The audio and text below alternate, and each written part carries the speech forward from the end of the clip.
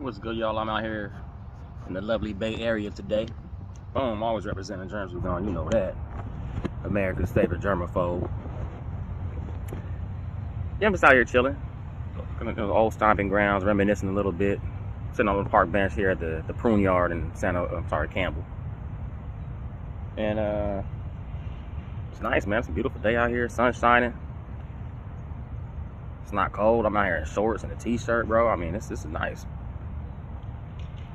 But I wanted to get on here today to talk about cleanliness, man.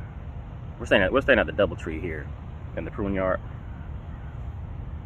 And as soon as I walked in, first thing I noticed, the light switch was dirty.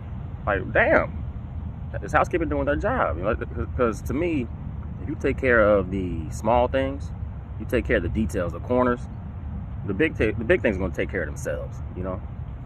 And for instance, when a guest walks into a hotel room and the light switch is dirty, well, that makes me question everything else in terms of cleanliness.